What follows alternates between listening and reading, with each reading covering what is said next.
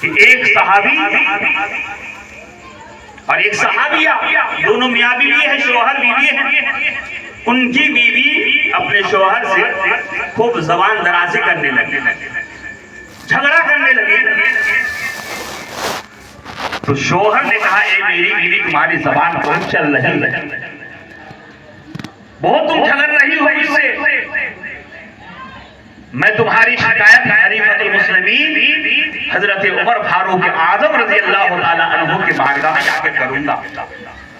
وہ عمر فاروق اعظم رضی اللہ تعالیٰ عنہ جن کے بارے میں حدیث شریف میں آتا ہے کہ جس راستے سے عمر چلتے ہیں وہ راستہ شیطان بدل دیا گیا ہے۔ شیطان اس راستے سے نہیں چلتے جس راستے سے حضرت عمر فاروق اعظم چلا کر رہے ہیں۔ جن کی حکومت آدھی دنیا پہ تھی وہ فاروق اعظم رضی اللہ تعالیٰ عنہ۔ میں تمہاری شکایت جا کر امیر المومنین کی بارگاہ میں کروں گا کہ تمہاری زبان بہت چل رہی ہے۔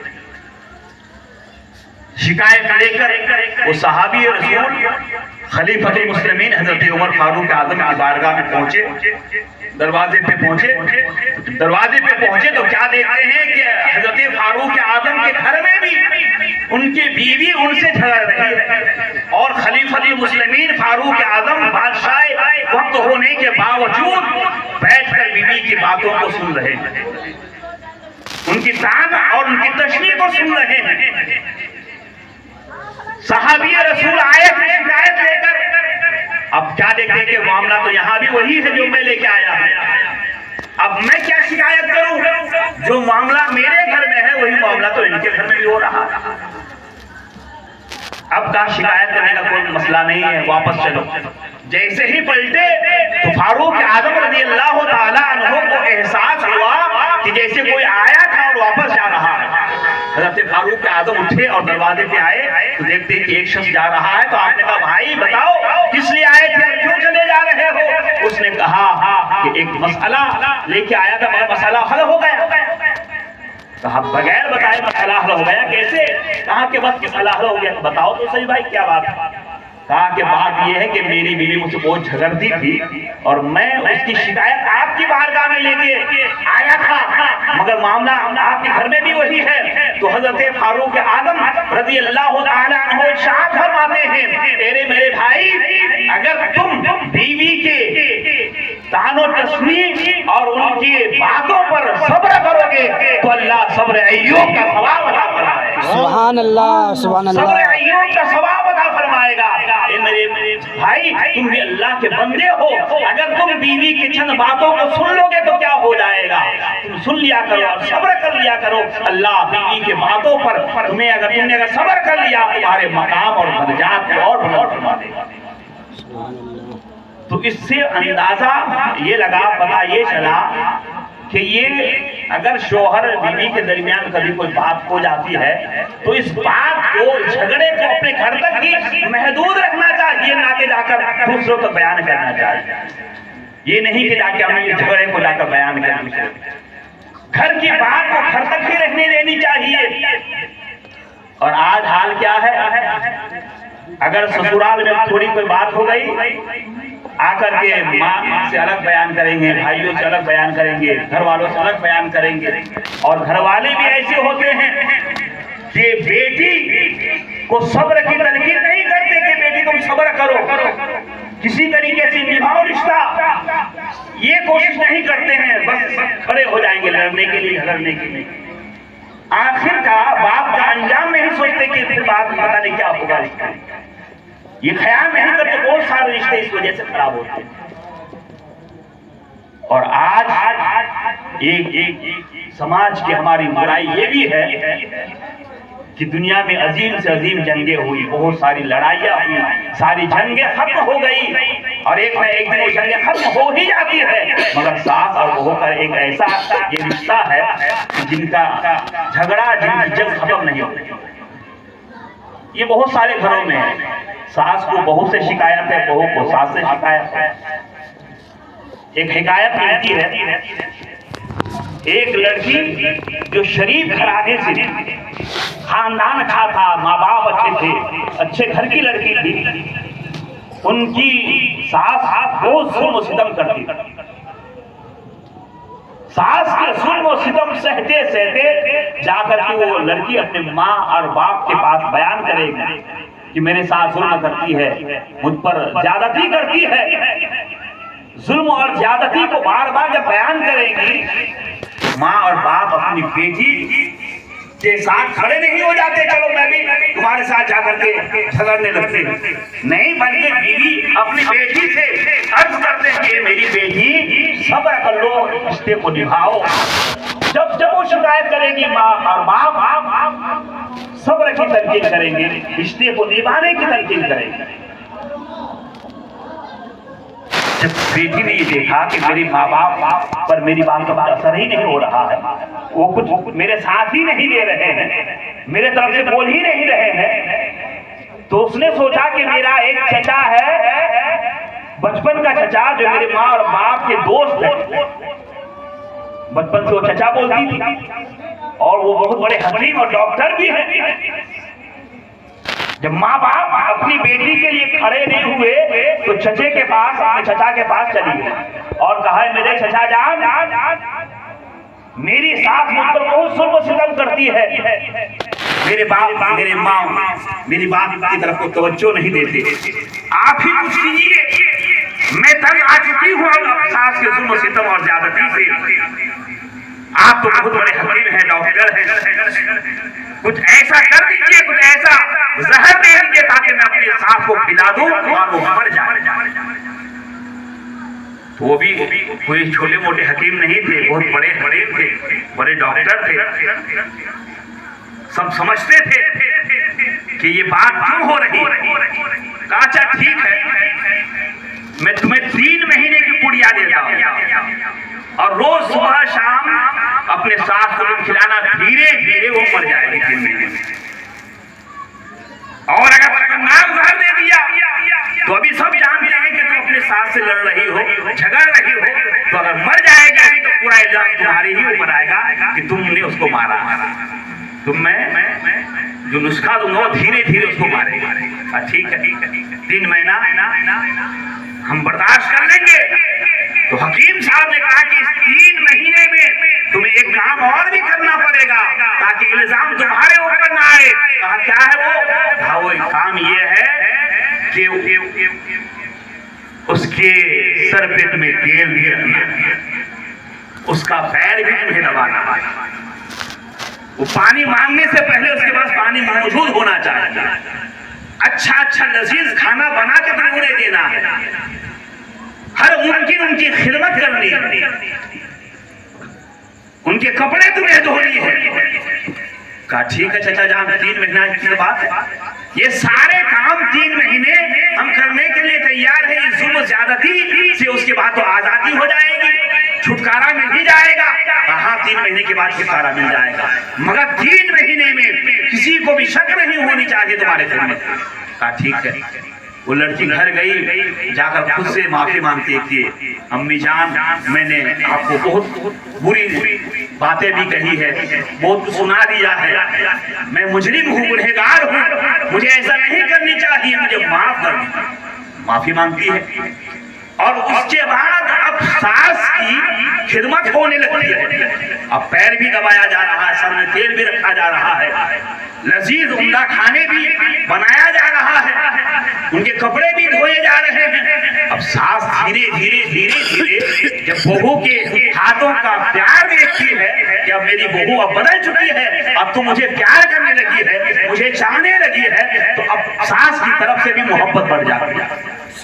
जब बहू की तरफ से मोहब्बत और प्यार मिला तो अब सास कहती है कि अब मेरी ये बहू नहीं, ये मेरी बेटी है, मेरी बेटी जैसी सलूक मेरे साथ कर रही है। अब सास भी उसे कुछ बुरा भला नहीं कहती है, उसके शोहर को बुरा भला कहती है, उसे दूर नहीं करती है, बल्कि अब सास बहू को प्यार दे रही है। अब बहू सास को प्यार देने लगी धीरे धीरे। अब 1 महीना मुकम्मल हो चुका था और इसी 1 महीने के दरमियान सास और बहू में बेइंतहा की मोहब्बत हो गई, बेपनाह मोहब्बत हो रही है। सास अपने बहू से मोहब्बत कर रही है और बहू सास से बेपनाह और मोहब्बत कर रही है। अब ऐसी मोहब्बत हो गई कि अब सास अपनी बहू को बहू नहीं समझती बल्कि अपनी बेटी की तरह समझती है, और वही बहू अब सास को सास नहीं समझती है, माँ की तरह समझ रही है। अब जब गहरा ताल्लुक हो गया, बहुत मोहब्बत हो गई दोनों के दरमियान, अब वो लड़की पछताने लगी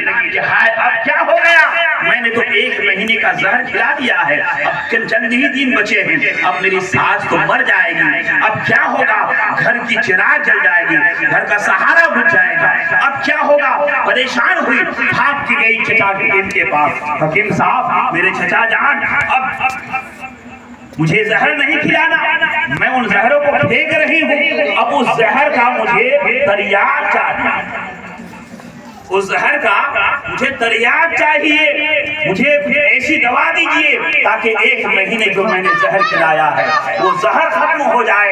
चुनांचे अब वो हकीम साहब हंसने लगे, कहा क्या हुआ, कहा कि मेरी सास अब मुझे बहुत प्यार कर रही है, मेरे साथ बहुत मोहब्बत से पेश आ रही है। तो हकीम साहब फरमाते हैं, ए मेरी बेटी, मैंने तुम्हारे सास को खिलाने के लिए कोई जहर नहीं दिया था, बल्कि जड़ी बूटी का कुछ एक नुस्खा दे दिया था, वो मरेगी नहीं, जाओ अपने घर जाओ और इसी तरीके से मोहब्बत करते रहो।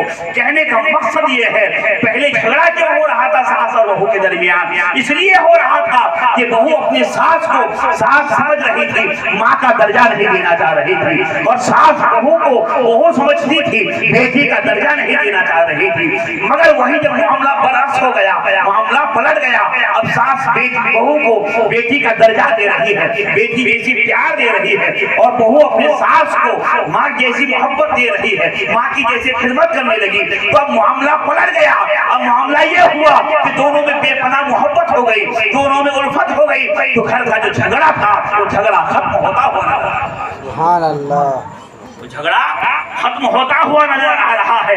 आखिर ये क्यों हुआ, इस वजह से हुआ कि घर में मोहब्बत पैदा हो गई, घर में उल्फत पैदा हो गई। इसलिए मेरे दोस्तों और बुजुर्गों, मैं आपको ये बताना चाहता हूँ कि आप अपने घर में ये माहौल पैदा कीजिए, अपनी बहन बेटियों को ये सबक दीजिए, उनसे ये कहिए, मेरी बेटी, ये रिश्ता 1 दिन के लिए नहीं हुआ है, ये रिश्ता 1 दिन का नहीं है, ये मियाँ बीवी का रिश्ता ऐसा रिश्ता है जो दुनिया में भी कायम रहेगा और आखिरत में भी कायम रहेगा।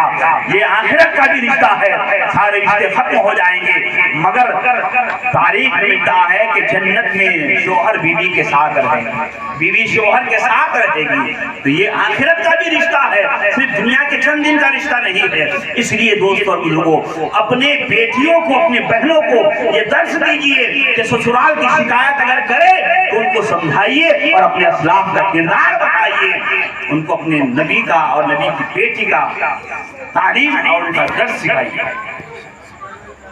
वाक़या सुनाना मकसद नहीं, सिर्फ इशारा ये कर रहा हूँ कि एक मर्तबा सरकार की बेटी हजरत फातिमा रज़ी अल्लाह तआला अन्हा किसी बात से अपने शोहर हजरत अली से नाराज होकर घर पे आ गए थे। दरवाजे पे दस्तक दिया, सरकार ने पूछा कौन, कहा फातिमा, कहा कौन फातिमा, अल्लाह अकबर। सरकार ने कहा कौन फातिमा, अल्लाह अकबर। हजरत फातिमा रज़ी अल्लाह तआला अन्हा वापस घर जाती है। पता ये चला, मालूम ये हुआ कि शोहर का मकाम और मर्तबा अल्लाह ने बहुत बुलंद मारा रखा है। अगर घर में छोटी मोटी बातें हो जाती है तो औरत को ये नहीं चाहिए कि शोहर से झगड़ कर या उससे नाराज होकर के घर वापस चले जाए, बल्कि हदीस शरीफ में ये मिलता है कि अगर शोहर औरत से नाराज होकर बिस्तर में रात गुजारता है तो उस रात उस औरत पर अल्लाह की भी लानत बरसती है और फरिश्तों की भी लानत बरसती है। एक बार सहाबाए किराम ने सरकार की बारगाह में अर्ज किया कि या रसूल अल्लाह सल्लल्लाहु अलैहि वसल्लम, आपकी बारगाह में आकर दरख्त झुक करके सलाम कर रहा है, जानवर आकर आपको सलाम कर रहा है, तो हम तो इससे ज्यादा हकदार हैं कि आपकी बारगाह में सजदा रेज़ हो जाए, आपको सजदा करे। तो पैगंबर इस्लाम फरमाते हैं कि मेरे गुलामों सहाबा सुनो, अगर मुझे इजाजत होती तो मैं औरतों को हुक्म देता कि औरतों तुम अपने शोहरों को सजदा किया करो, शोहरों को अगर सजदा करना जायज होता तो मैं औरतों को हुक्म देता कि औरतों अपने शोहरों को सजदा करो, यानी शोहर को भी सजदा करने की इजाजत नहीं है, नाजायज और हराम है।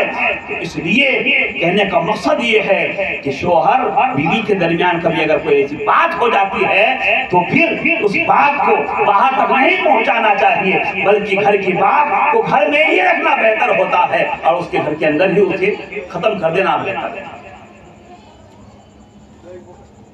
बहुत सारे वाकयात हमें और आपको इस ताल्लुक से मिलता है। हम सबके पैगंबर सल्लल्लाहु अलैहि वसल्लम इरशाद फरमाते हैं कि तनकिहुल मरअतु लिअरबा लिमालिहा वलिहसबिहा वलिजमालिहा वलिदीनिहा फज़फर बिज़ाति दीन तरिबत यदा। आकाए दो जहां सल्लल्लाहु अलैहि वसल्लम फरमाते हैं कि 4 चीजें दे करके निकाह किया जाता है, शादी की जाती है। तो 4 चीजें क्या है? लिमालिहा, माल दौलत दे करके निकाह किया जाता है, शादी की जाती है। वली हसबिहा, हसब नसब खानदान बिरादरी देख के निकाह किया जाता है। वली जमालिहा, हुस्न जमाल खूबसूरती देख के शादी की जाती है। वली दीनिहा, और दीनदारी देख के निकाह किया जाता है। फज़फर बिज़ाति दीन तरिबत यदा। सरकार फरमाते हैं तो तुम दीनदारी को तरजीह दो। 4 चीजों को अल्लाह के पैगंबर ने बयान फरमाया, मालो दौलत, हुस्न जमाल, खानदान बरादरी और दीनदारी देख के निकाह किया जाता है। सरकार फरमाते हैं उन 4 चीजों में तुम दीनदारी को तरजीह दो। हुस्न जमाल बाद में देखना, हसब व नसब खानदान बरादरी बाद में देखना, पहले किस चीज को देखना है?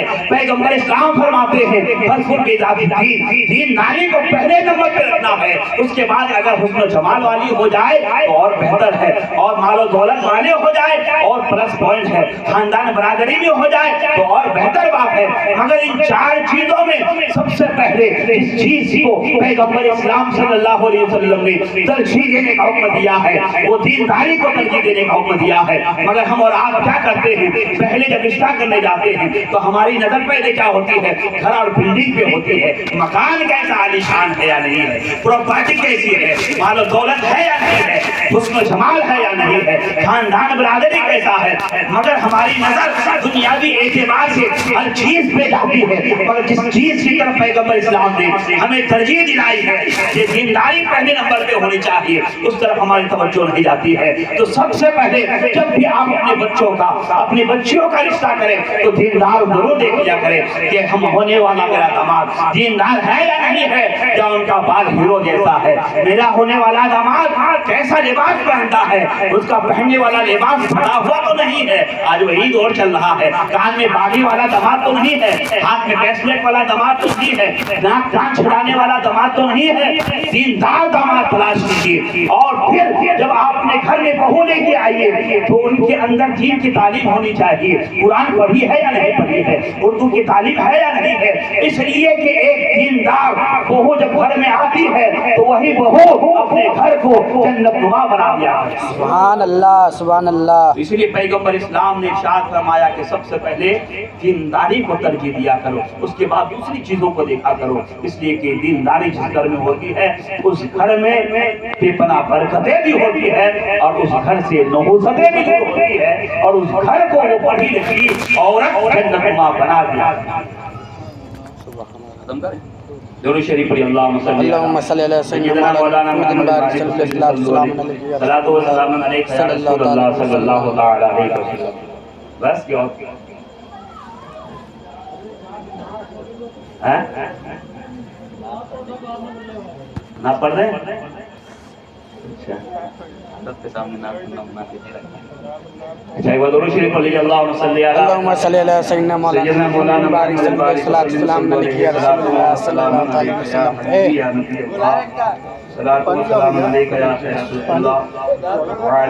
वसल्लम। जी हल्का इको बढ़ाई, इको बढ़ाई।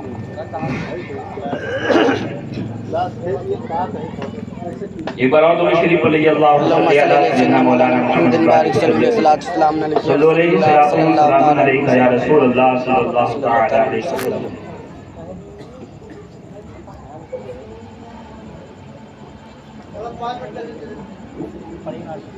ٹھیک